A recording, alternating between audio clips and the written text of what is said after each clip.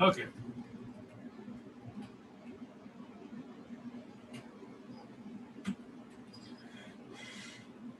So the one to do by hand that's a real pain is the standard deviation, but doing the mean is, if you look at this formula, it looks kind of confusing. But what it really just says is, the squiggle there just means added up. The sum of the sigma? Yeah. Yeah, so this means add up all the x's. Now the x's are going to be your data points here. The family is just the number of the number given to the families, but these are going to be your x's. So what this means is you sum up the x's and then divide it by the n. Now the family here will be the n in this case, and that this will be the number of items in the sample.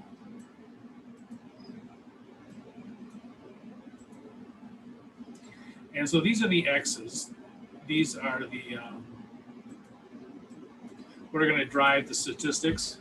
And the end is simply the number. How many do you? In this case, we have 10 families, and this is the number of children that each family has. All right, so these will be the x's. So what they say is what's the average x? What's the average number of children? So you're just going to add them up and divide by 10, right? Add up all these children and then divide by 10. Okay, so let's see.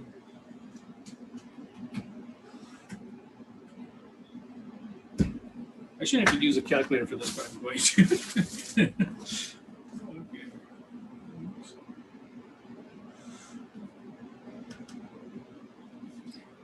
Okay. Yeah, can you copy and paste from in the test when they give them to you? I think it can be done. You take an attempt and then use that as a study guide. That's probably is the smart thing to do at this point.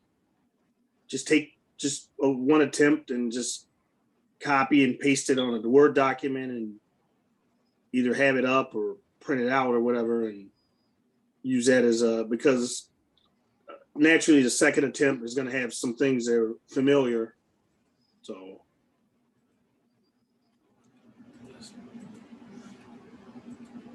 yeah, so this is, you just add all these up. This spacing so weird right here.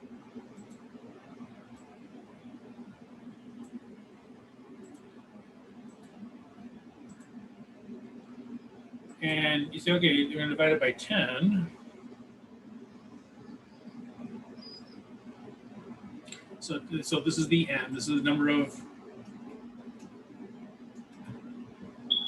families that there are.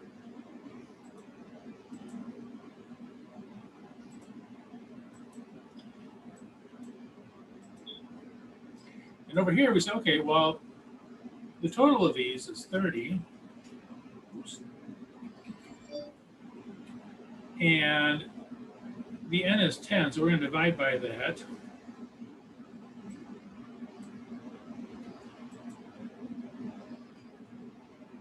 Oops. That's probably a better way to show this. Let me do this.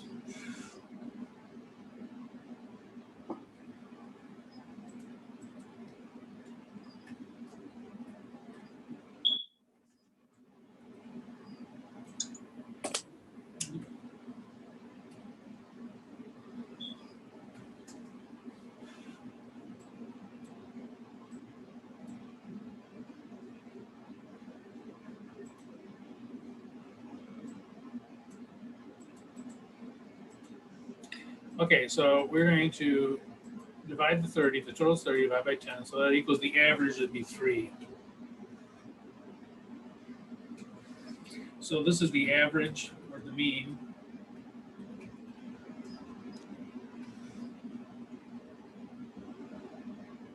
Yeah, I think they use mean. They probably use mean.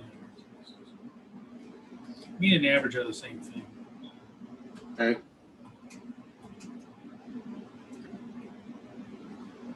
So this would be 3. Now, even though, these are discrete, they're whole numbers, it is possible to have an average of 3.25, because that's possible that you would have, it would come out like that. So just because these are whole numbers doesn't mean the average has to come out. That's why, people on average, they have 2.8 kids or whatever. Well, no one has 0.8 of a kid, but on average. But in this case, it comes out to exactly 3. I probably set it up that way. I'm sure I did. So that's the mean, and that's just the average. That's the average of. So that's all that is. Now, and again, this formula just says add up the x's. This is sum means x, sum up these. So this is 30, and that is the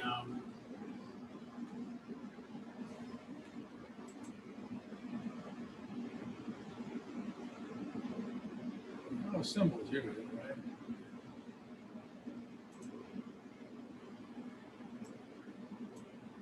So that would be the sum of x.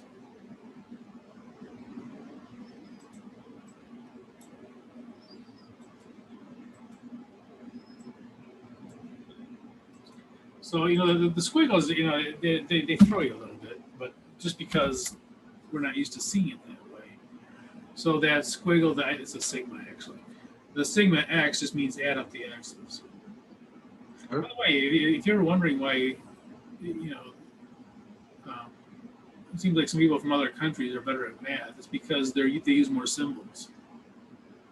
To us, we write out everything. For them, it's not unusual to have a symbol that will have an entire idea, and that's what this is. So the idea of you having a symbol to add up everything, they've known that since preschool. Whereas for us, it's a little bit more difficult. But that the people being better at math from other countries, it's a language thing. It's not actually a intelligence thing or anything like that. It's language. But anyway, so sum x just means add up the x's, and then n says, okay, just divide by the number. So this is just find the average of them. So on average, you get 10 families, they have 30 kids total, so on average they have 3 kids. Huh? Okay. The mode for above. The mode is what is most frequently, what number is most frequently used. And in this case, it's the 2's. So here's what you would, and we'll use this actually for the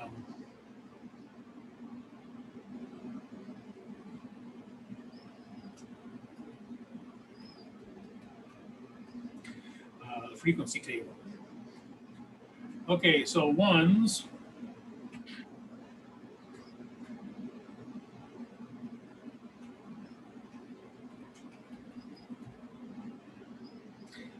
One family has 1.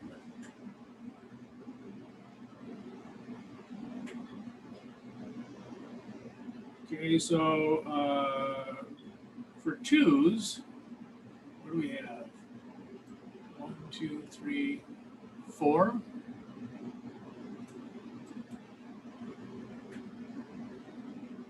So 4 families have 2's.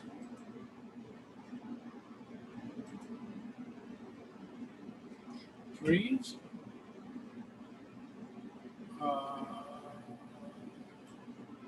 Two families have 3 kids. And 4, 5, and 6, they each have 1.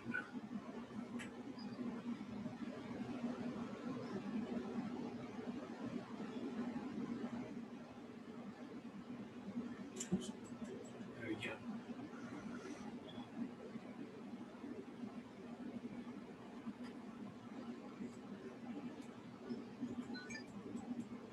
Love every. Yeah. Oh.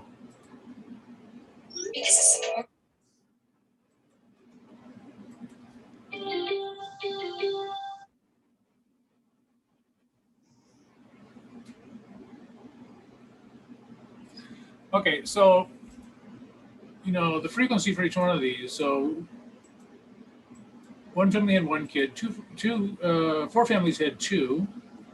Two families had three. 4, 5, 6, or 1. So this is going to be the mode.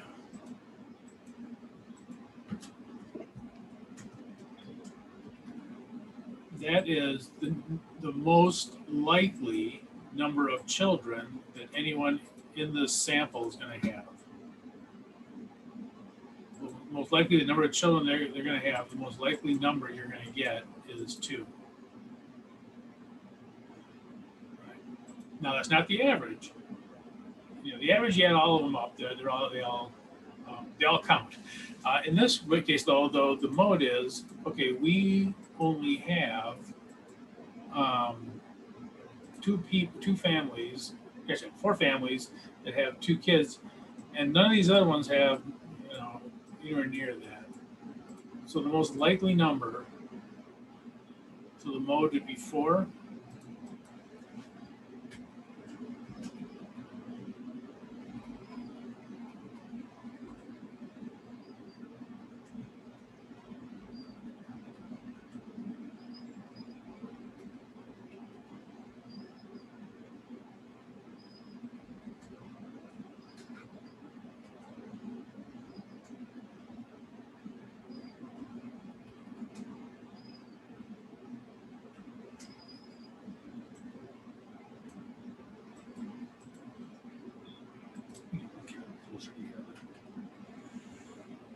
Oh, so down here. So this is 30.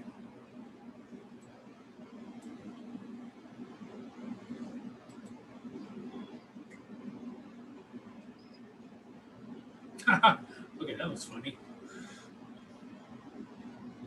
Let's try something different.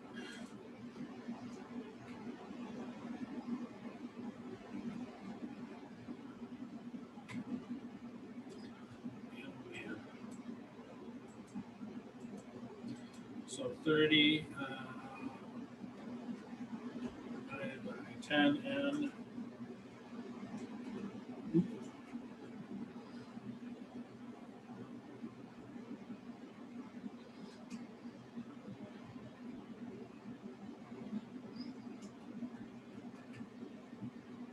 And again, mean and average are the same thing.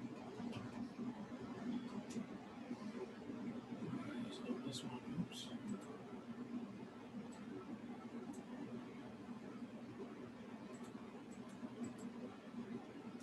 Okay, so the mean, the average is 3. The most likely number of children for anyone you're going to pick, that's the mode, and that's going to be 2. Okay.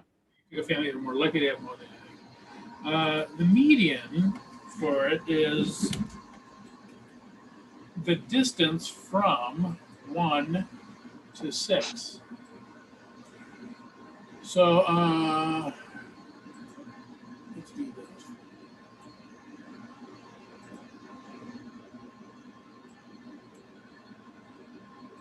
So the least you can have is 1. The most you can have is 6.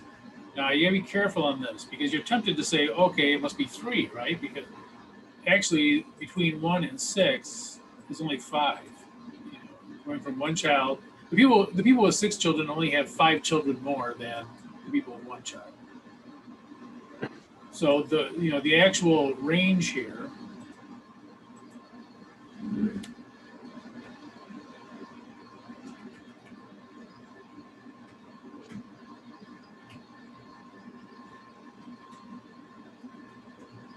is 1 to 6. Now, in this case, it could have been 0. There could be families that don't have any kids in the families you picked. You could have a lot more.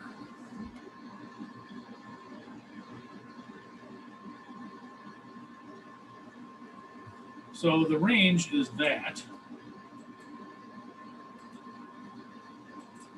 And so the question is, well, okay, what is the middle of that range from 1 to 6? What's in the middle of it?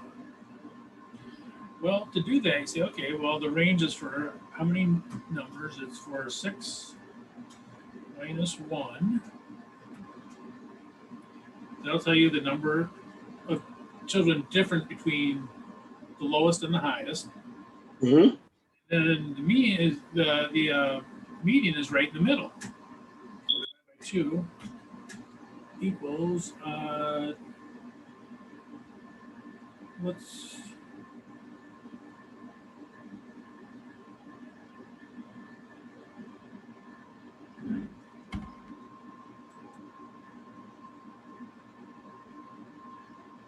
it isn't wrong here.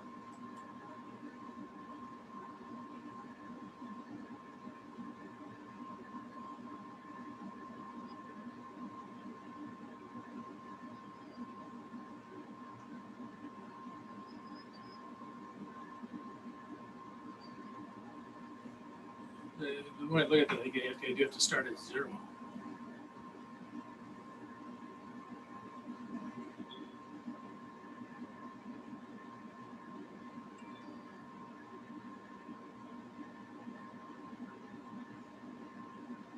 Because then this will give me the median plus the lowest one.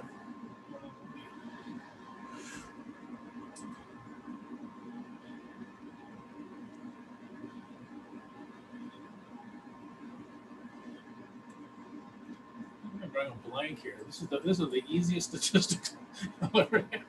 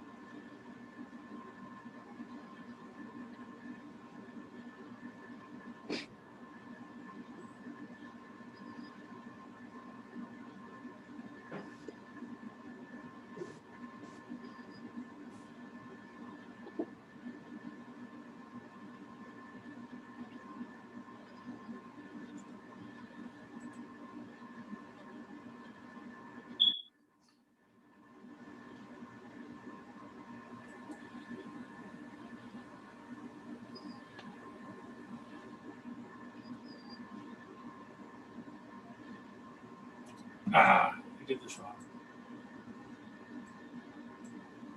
Guys,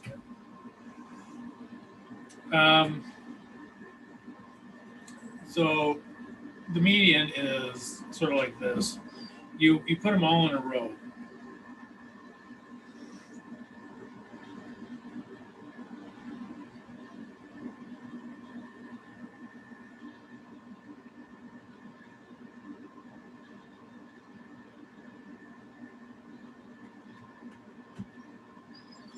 Okay, so there's 10 of them.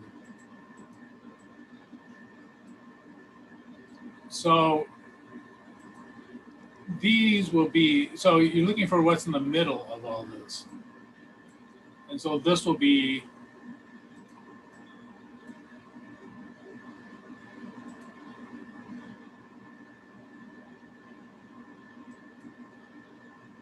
in the middle.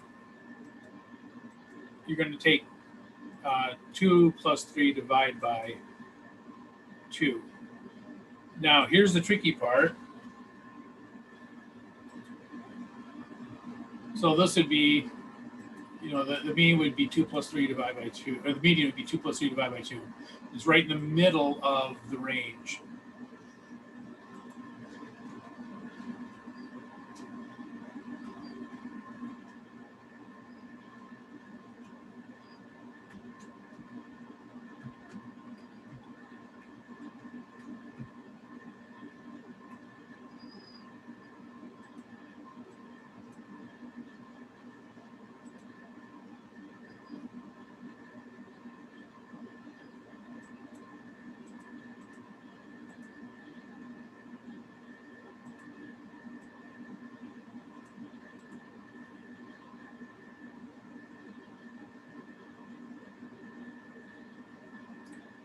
It was just a happy coincidence that came out to be the same numbers I came up with.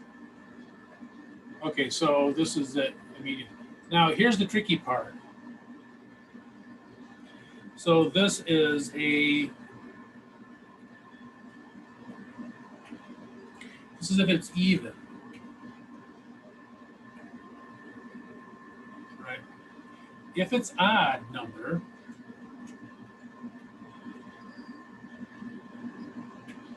so for instance, let's say that we had this situation.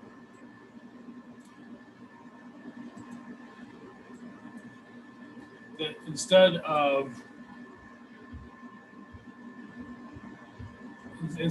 10 families, we had 9. Well, then it's the middle number. You go out to 2 is right in the middle. It's got 4 on this side, 4 on that side. If it's an odd one, it's just whatever is in the middle. Okay. So if it's odd, there'll be one number that's just sitting there. If it's even, it's possible that it wouldn't be a whole number, that it would be, like in our case, 2.5 would be the median. So far, 3 is the mean. The most likely number is 2, that's the mode.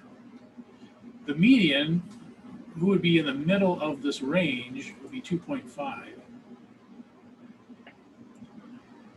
And our frequency table would work off this up here. So the frequency table would look like, I'm going to copy this down.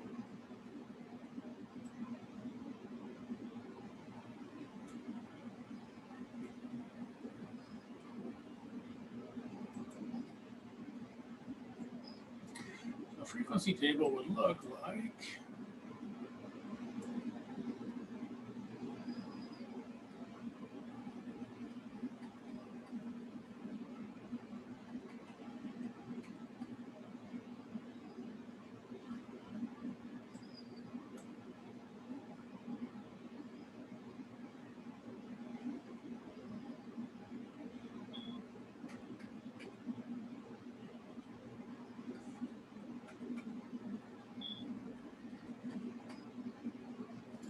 okay, so here's a frequency, and this is the, here's the mode, which is just the most likely. And the question is, well, okay, how often in our sample do each of these come up? What percentage in the sample?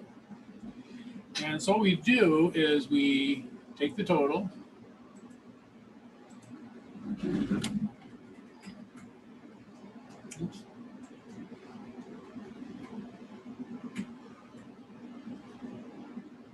so 1 plus 4, 5, so is it 10? Yes. So it'd be 10, and we say, okay, so for how many people have one child, it would be 1 divided by 10. If you will have 2 children, it would be 4 divided by 10.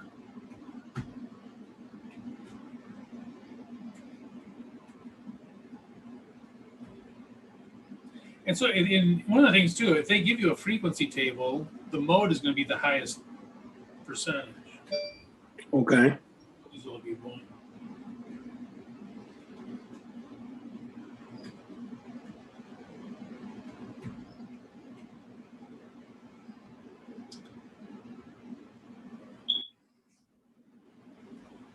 Okay, so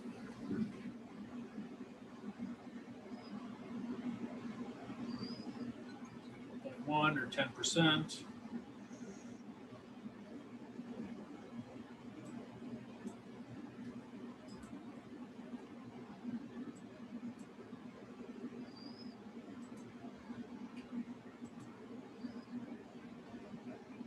Okay, oops.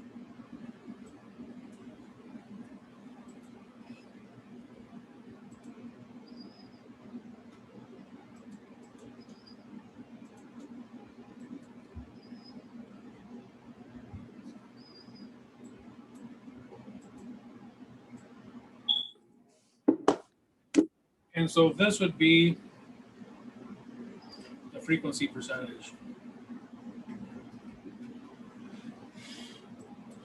So if they just gave you the frequency percentages and asked you what the mode is, whichever one's the highest, Okay.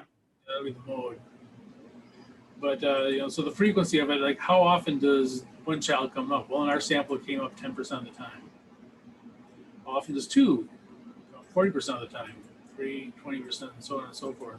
So how frequent does it show up? And you can you could graph that out too if you're using Excel or something. Now, one of the things on here I have are the formulas for each of these.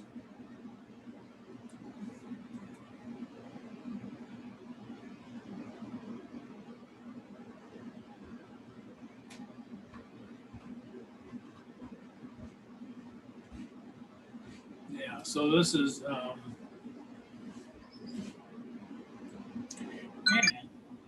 you can actually, you can make a spreadsheet that has these in it already. And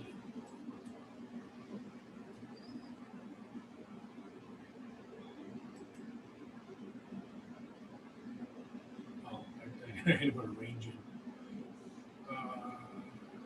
Well, here, let's do it together. Do you have Excel? Or no? I'm not sure. I think it's my iPad. It's kind of problematic in here. I should have had my laptop. Okay, so well here, I'll just kind of show you it, and I can actually send you this too.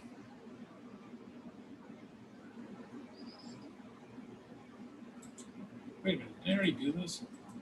I did already do this. Let's just use these numbers somehow. Okay.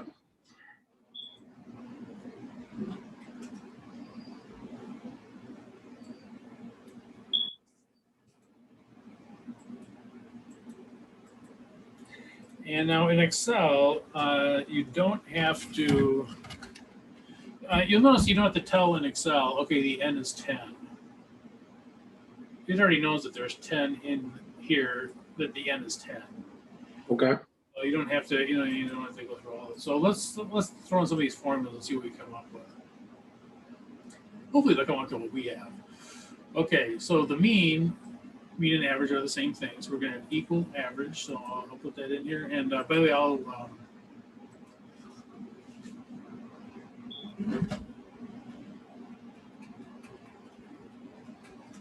say it wants a range. And I'll say this is the range. I'll close it up.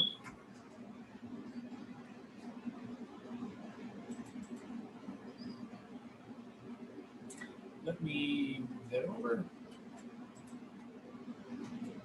And I am going to put the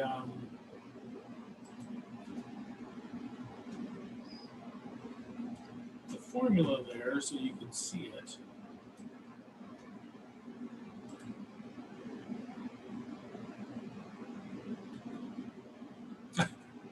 Unless I make it too big, then you can't see it. Oops.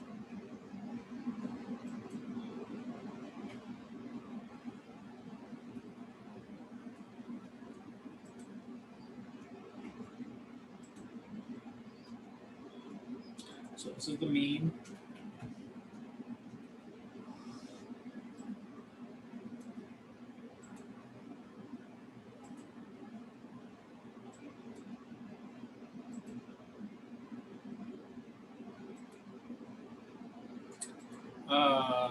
Mode.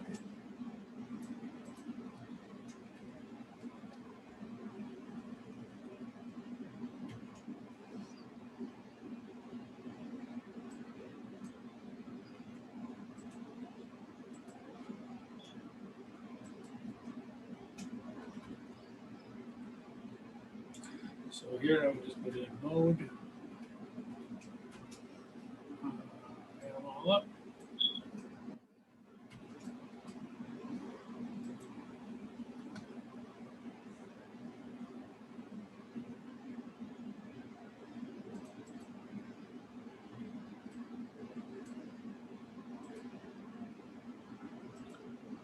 I guess that's where I was making a mistake here. That's what Excel is supposed to do the calculation for you. So I was actually, again, you can have this for the test. You know what I mean? And I'll send you the spreadsheet. You should know what it means, and I think you do. But it's yeah, there's no reason to do a lot of this stuff by hand, especially taking a test. If you can. I was actually making it more difficult than what it was. Yeah, and again, once you just figured out, what did I do here? Something happened here. Okay, all right. So that's our mode, and let's keep going here. Median.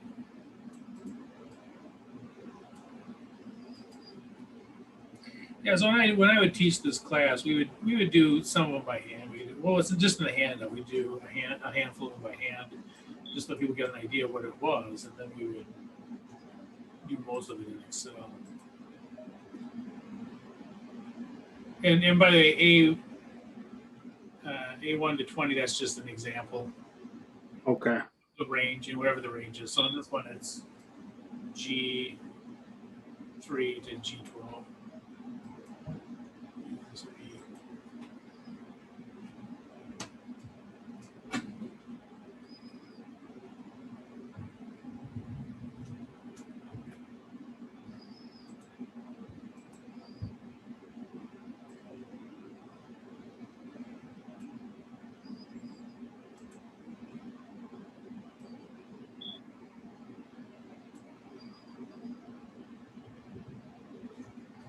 oops. Hey. I'll fix those later. Anyway, so median would look like this.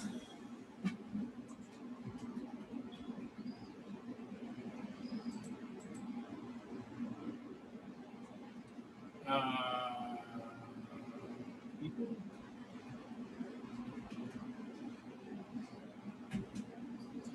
Put in the range.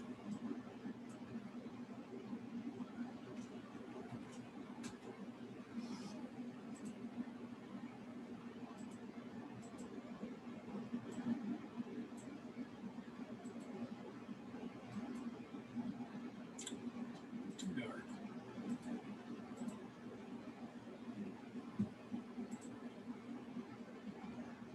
Count number in a sample. This is nice if you want to count. If they say, okay, they're buying groceries, how many times do they buy apples? If you have, 20, 1 through 20, it probably isn't that big a deal. But let's say you had 2,000, data points. Some of them were apples, some were oranges, some, you say, okay, I just want to count.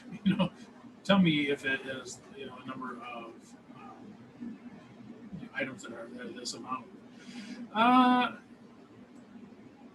You could, let me think here. You could definitely do it if you, for this one. I'll give you an example of using it for this one. Because I think that if I put equal and then a number in there, it will count how many of those numbers you have.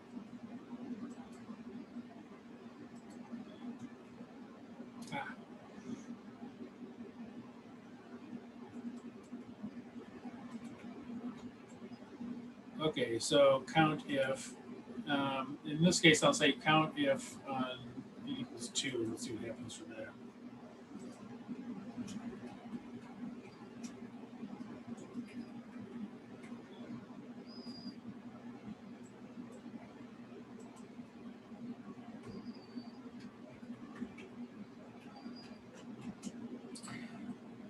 So count if my range,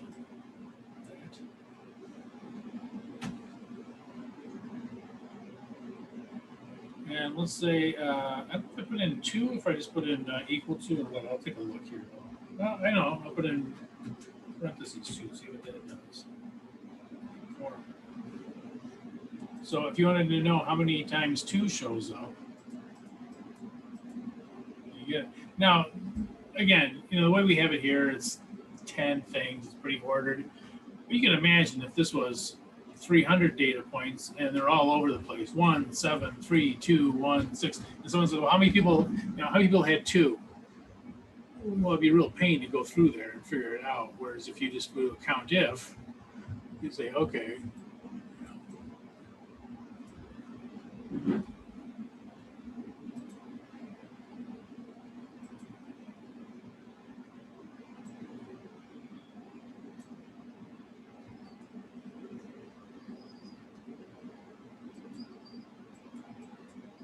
It's even shorter.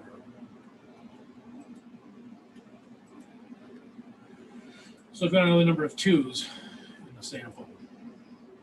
Let me go ahead and change this.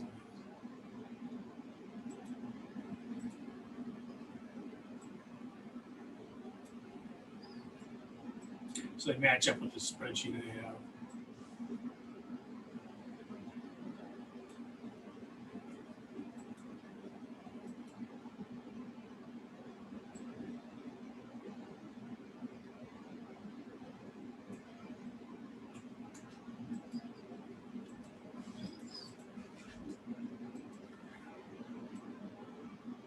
So if you want to know how many 2s you'd have, you could use that one. And from when we were doing it, I remember in class doing it, we had a whole bunch of these COUNTIF things that we would do, because there can be all kinds of combinations that you can come up with. You usually do quite a bit with a COUNTIF that you almost wouldn't think you could do in Excel. Okay, standard deviations. Look at the standard deviations, and we'll also get to variance. Standard deviation comes in 2 different forms.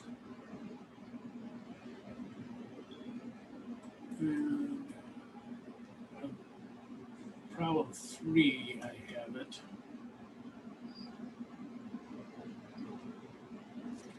So basically, you take the average and you subtract from the average. That total then is squared. You add them all up, divide it by the number of items in the sample, and then take the square root of that. So it gets back to just the pure error. I'll give you an example here. I don't know if they probably aren't going to make you do this by hand. So what you do is do this. You go up and take the mean,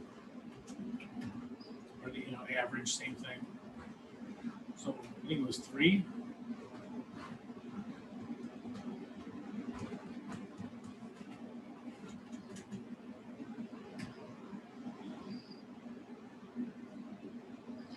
So you're going to subtract that.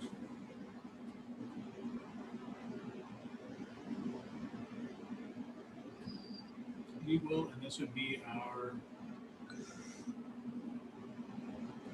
x minus, I should say mean.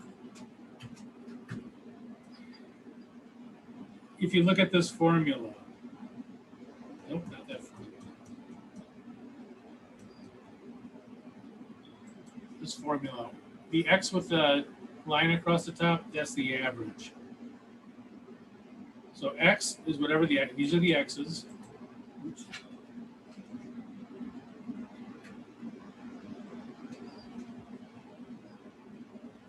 So x minus the mean, this would be 1 minus 3 would be like -2.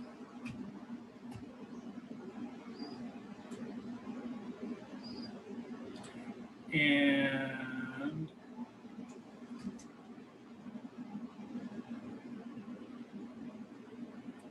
so x minus mean squared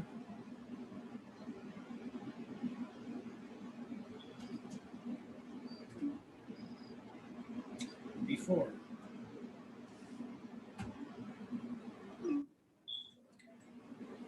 Now, I don't know if you want me to go through this whole thing. Well, I'm not doing that.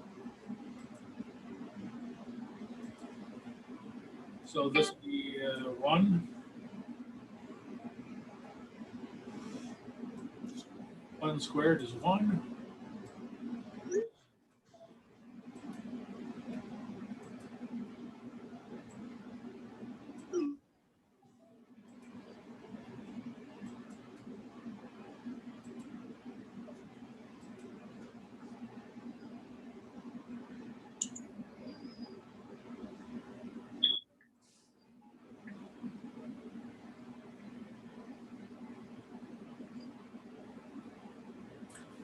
Okay, so let me clean this up. So 3 minus 3, this would be 0. 0 squared is, of course, 0.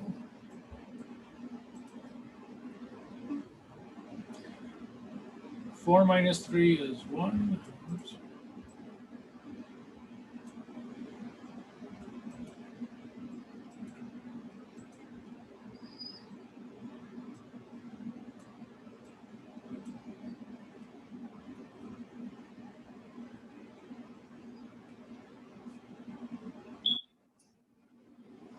Oops.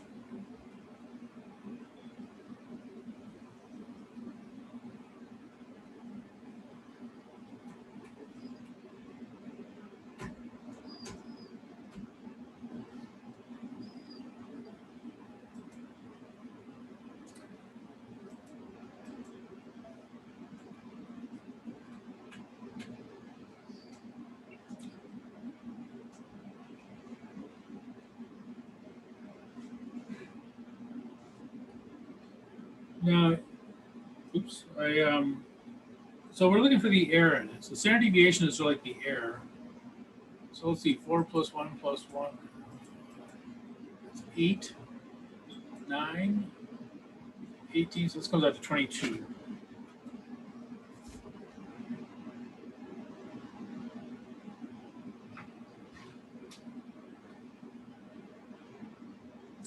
So this would be the summation, the top part here, summation of x minus x, but minus the average.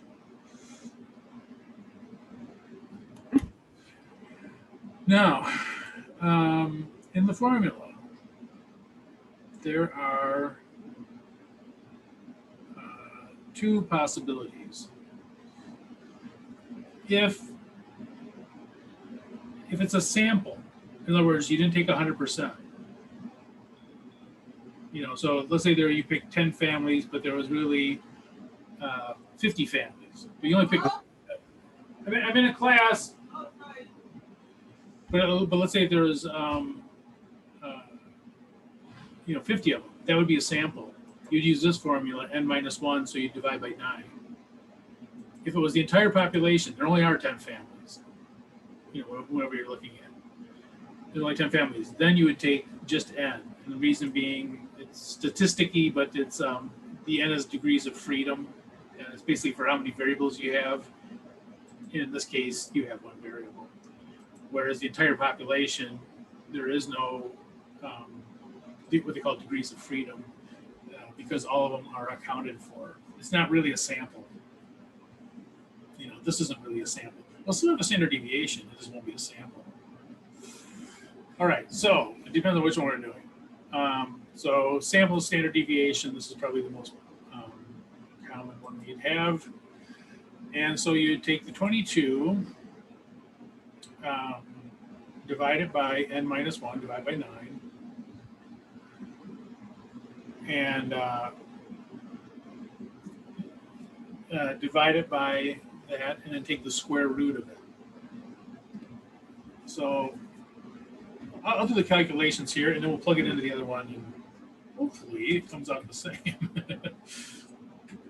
The math error here. So this would be the 22, which is that top part of that. We took the difference, we squared it, divided by n minus 1, which is 9. And then we take the square root of that.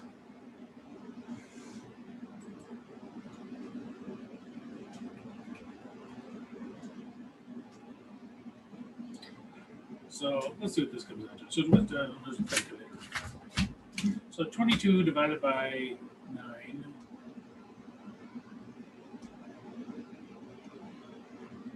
equals 2.44.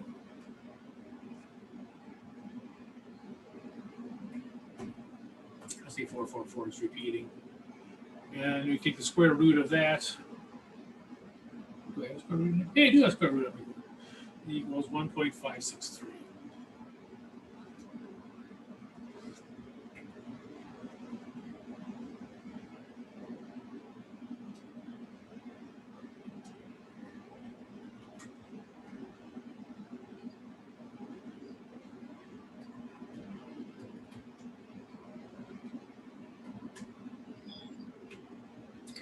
tell you what that means in a second here. Oops, 563. Okay. So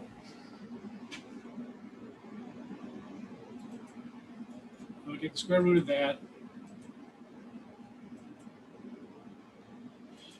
Here's what this is telling us, that what they call a standard deviation is 1.563, that it's possible at certain percentages for this to be off by a certain amount. The question is how much?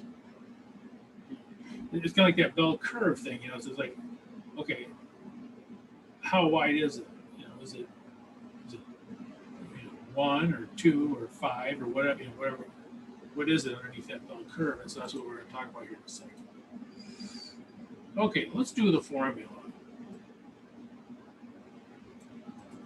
We got to get the formula. Okay, so sample standard deviation.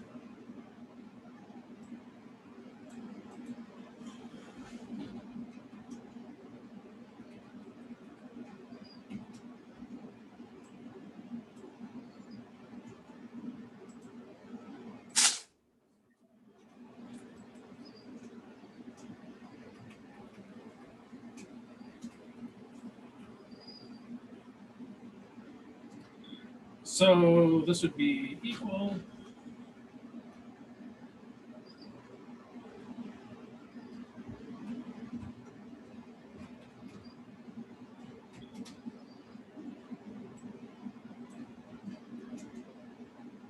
that.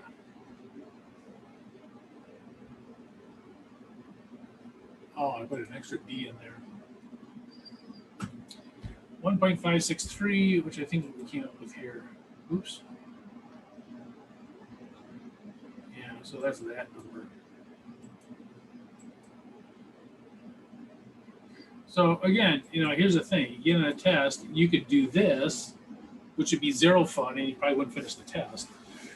Or you could plug it into this thing. You have this already made up. You know, this would be the standard deviation of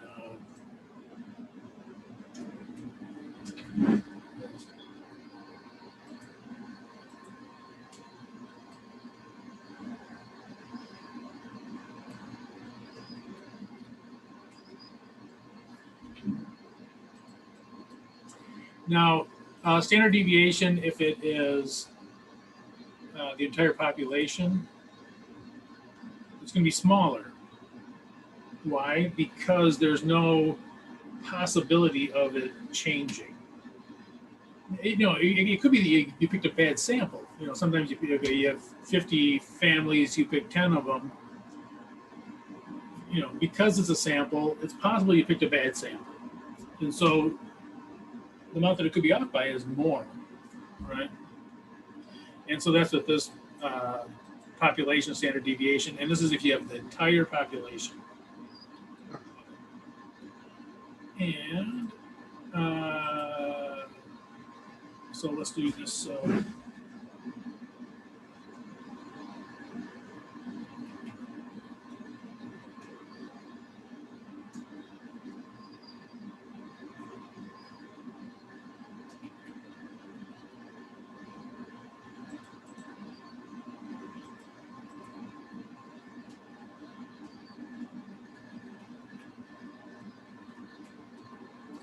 Very similar.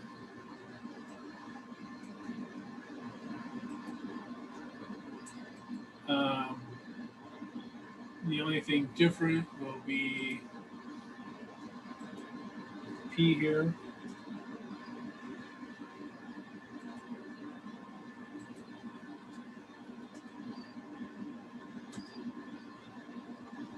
Make sure I'm not lying to you. And let's get this with what, G3 through G12. Now, if we did this right, if I did it right, oops.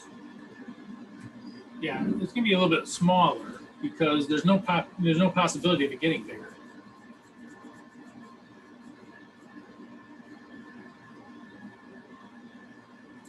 Now, variance. Variance is kind of interesting in that it's It's easier to calculate because you don't take the square root over here. What are you doing?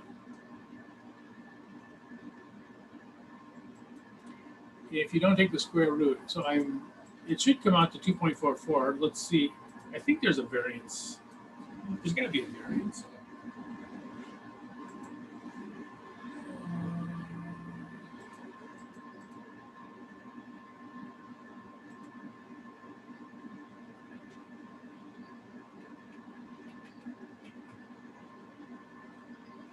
Okay.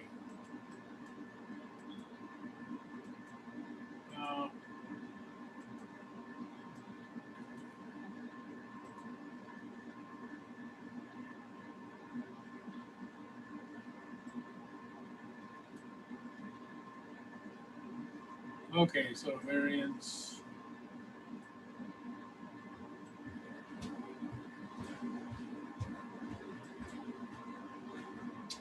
Yep.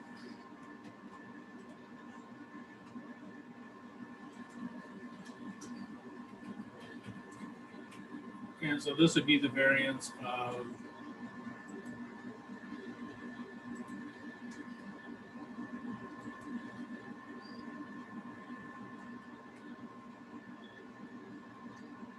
the variance isn't used all that much. The standard deviation is used much more than the variance. The standard deviation is a much more important number. And the variance is simply not taking the square root of the errors. I want to give you just a little bit more insight into what we're doing here and why. Uh-huh. The mean, if you do the bell curve, the mean is usually going to be near the middle of that. It's going to be the mean. Now, anything away from that is considered an error. So these are okay because they're right on the mean. If everything was right on the mean, it'd be 3. Right? If all the families had 3 kids, but they don't. So the question is, well, how much does it get away from it? Now you'll notice something weird here. We square the error. When we get down here, we take the square root. In other words, we unsquare it. This is the unsquared error of it. And you say, okay, well, that's kind of odd. If you add up the errors, it'll come out to 0 if you don't square them. Now, notice the squaring gets rid of the negative numbers here. Negative 2 times negative 2 is 4, positive 4. If you were to add these up, 2 plus 1 plus 1 plus 1 plus 1, what is that, 6? 1 plus 2 plus 3, that's 6. This would come out to 0. This would, I'm going to do a little funny, but if you were just to add up all the errors come out to 0. So by squaring them, they get rid of that negative number, and then they unsquare them in total.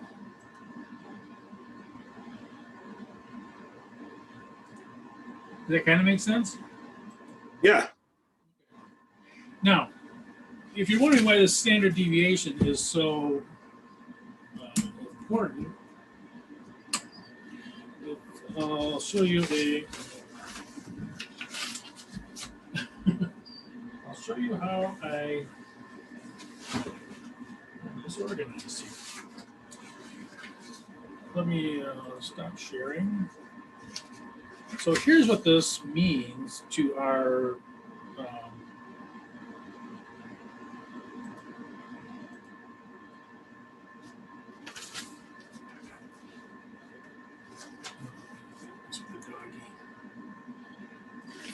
okay, so here's what this all means. You say, okay, well, who cares about the standard deviation? Does that matter for anything? Well, the sort of like this.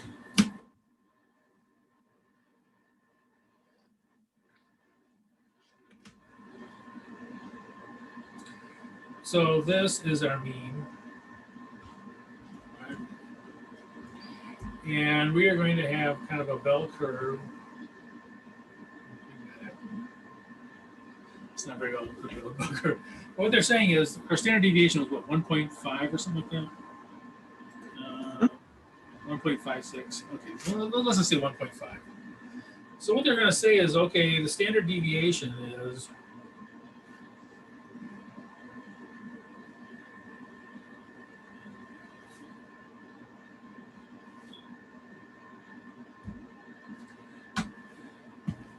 so this, when you look up on the table, says that, okay, it's about 68%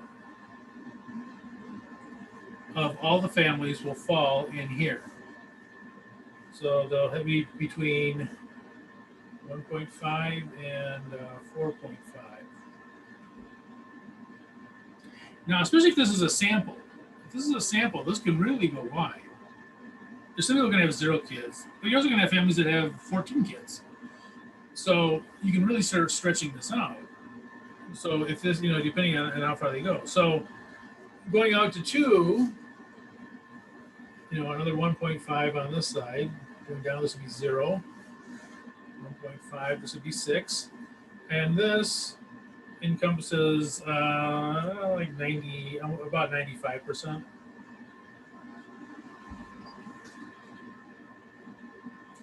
So here's the thing, between 0 and 6 kids, if this was a sample, you could be confident that 95% of them are going to fall between those. So if you're a policymaker or whatever, you're going to say, okay, I know that if we set this up, for between 0 and 6 kids, that we'll be right 95% of the time. The other 5%, in this case, you can't have negative kids, but you could have more. There'll be 5%, are going to be over here somewhere. You could have more than 6 kids. So the standard deviation is important because it kind of tells us how far. And if you're doing a sample, it's easier to work with if you have a smaller standard deviation. If this had a standard deviation of, say, 12, it would be useless. Because if your average was 3 minus 12, you'd have negative 9 kids, which doesn't do you any good, right? So you want these to be, the standard deviation to be smaller usually. So anyway, this is kind of the idea behind the standard deviation and why they get so caught up in it. Any question on anything? No, I actually, that helps me a whole lot more from seeing it calculated. Yeah, so these are the standard deviations here. They're just saying, that, okay, well, if you go -1 and +1, you get 68% of the people. That's, most of them are going to be in here. Most people are going to be in between 1.5 and 4.5 kids. They're going to be in that range. And then you go, okay, well, if we subtract out 1.5, we're add 1.5 more. And if you really get crazy, you get out here to 3 of these. In this case, it won't apply, but this would end up being like 99.7%, pretty close to 100%.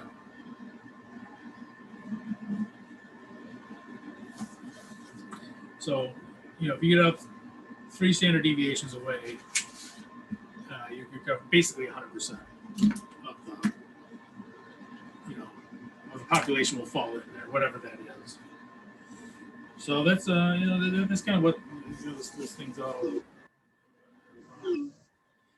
But these, oops, you're not seeing what I'm seeing. Let me try that again.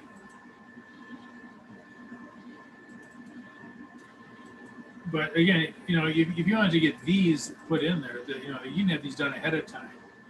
And if you run into a problem that has 20 of these, if you add, in the middle, it should expand the range. So let's say I had 13 of these and not 10. You're taking the test. Put in whatever numbers you need to put in here. Oops. and it'll automatically recalculate those.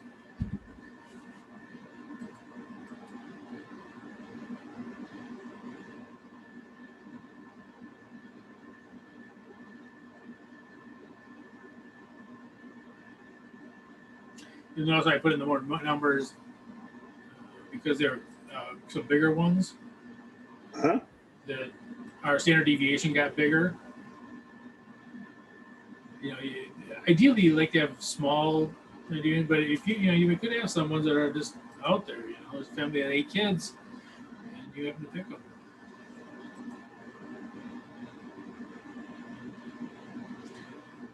So yeah, these are good ones to have. Like I say, there's absolutely nothing wrong with having these, ready to go when you take a test. And for this class, or for any class that you're going to run into in the graduate program.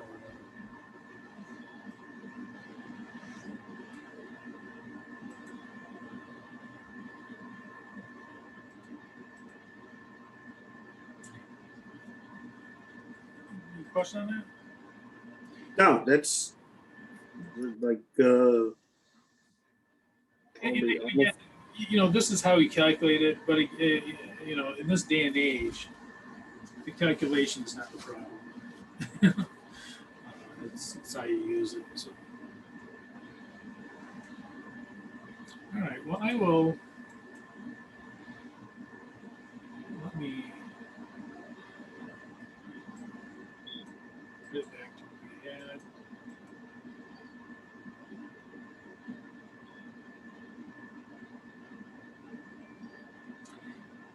And again, this one, these two, if you square this, it should come out to that. And the variance, while you'll see it come up a lot of times, it's not used as much. It shows variability. It shows how much it's off by, but it's just not used as much because you can't use like the standard deviation. And by the way, so just to kind of give you the full picture of it, if you're doing an investment, this variability is very, the standard deviation is big because you want to know how sure are you. Let's say this is your percentage. You're going to make 3%, but you might not, right? Mm-hmm. So the standard deviation, and for this one, you can go negative. If this is 3%, you could also lose money.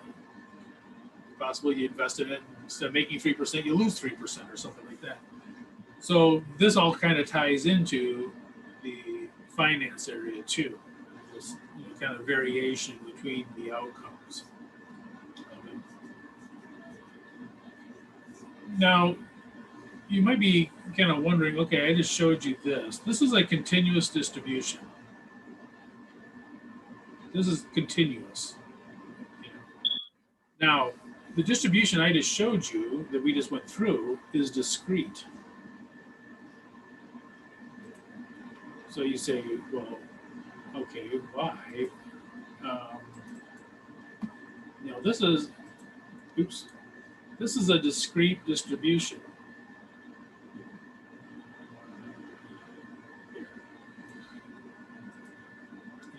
You can't have 1.673285 kids. You have 1, you have 2, you have 3, blah blah blah. So you're wondering, okay, why is there being shown a this is continuous? Why is that? And there is a reason for that. And the reason is that all distributions, this is called the central limit theorem. I don't know if it's going to be in your thing or not. They should put it in. It's a very important one.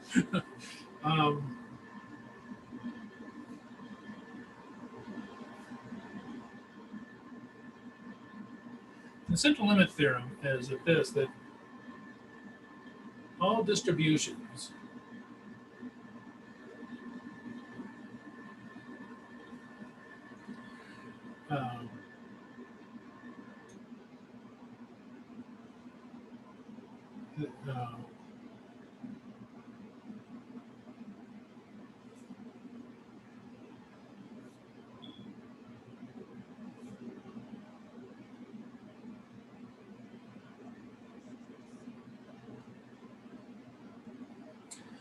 all distributions will eventually become normal distributions.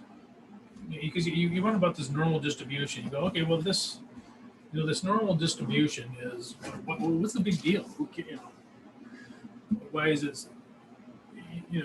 Everything doesn't go under the bell curve, right? I mean, why do we have this? Why does it do? Eventually, all things become normal distributions. And I'll give you a kind of an example. Let's say you flip a coin.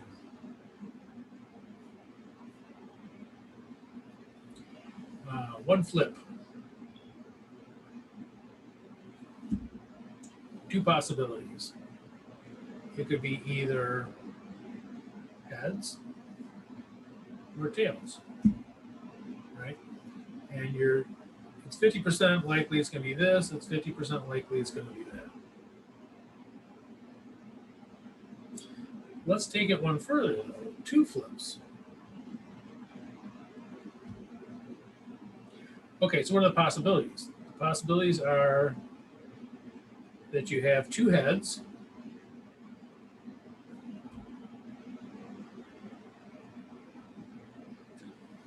that you have two tails.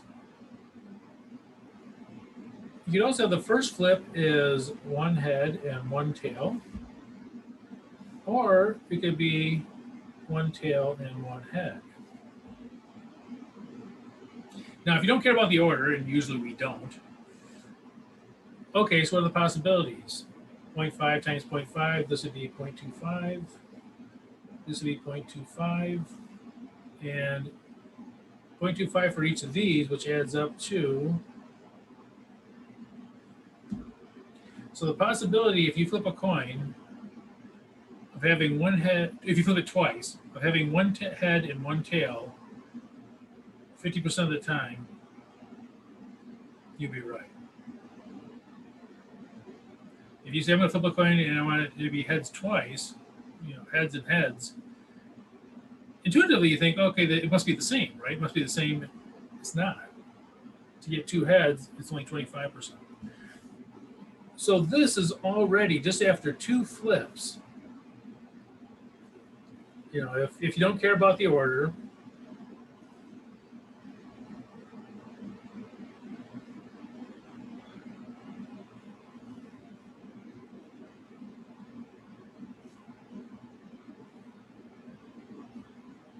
it's already starting to look like a normal distribution.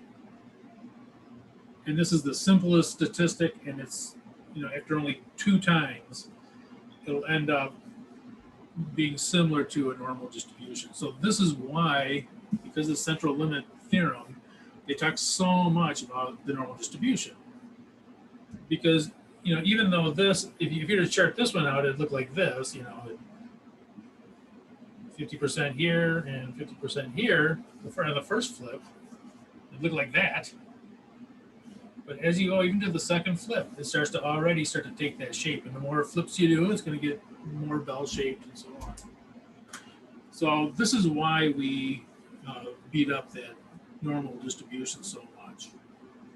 And again, any wacky distribution, if you have a distribution that looks like, it looks like this, if you have one that looks like, this or whatever,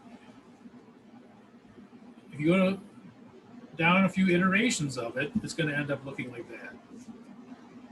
So that's kind of, why we really get so worked up about the normal distribution, why it's beat up so much in the stats classes.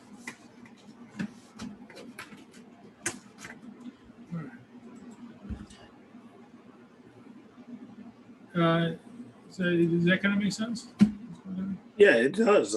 I mean, it made a whole bunch more than the video. So okay, well, good. Well, I'll go ahead and I'll send you the. I gotta save this as something.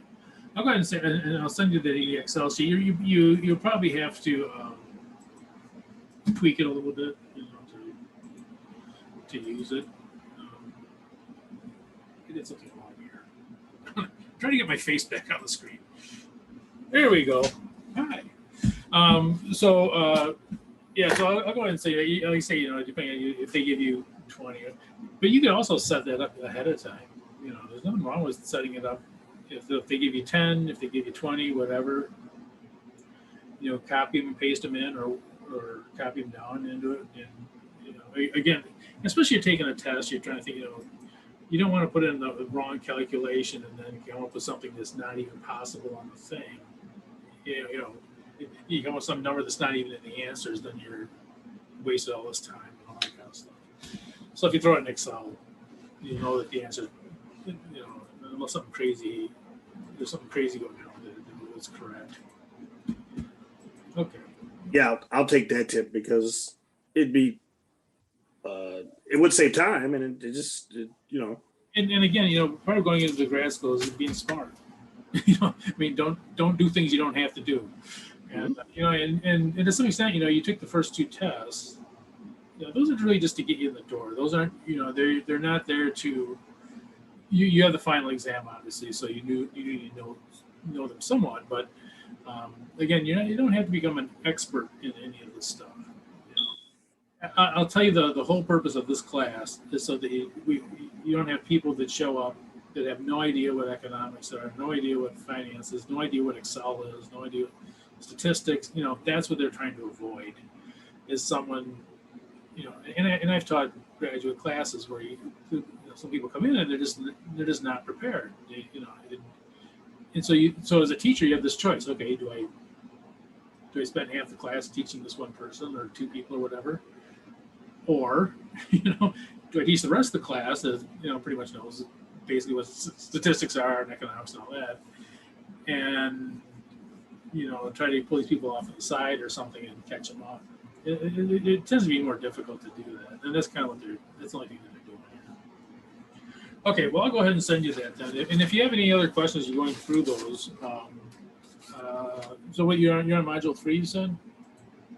Yeah, I'm about to do the last 2 statistics. It shouldn't be too problematic, and then start on probability. Okay. Probably gonna try to have it done Sunday, those all 3, so. And just hopping into accounting after that. Yeah, and we can go over the accounting. The accounting, I can probably, that's what I teach all the time.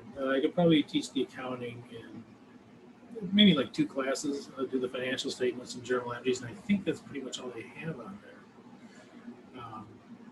But we do that like an hour for each of those. It'll probably be okay. So, Yeah. Okay. Well, I'll say good night to you then, and I will send you that Excel sheet. Okay. Thank you, sir. I appreciate it all the time. So the cobwebs came off. So Good. All right.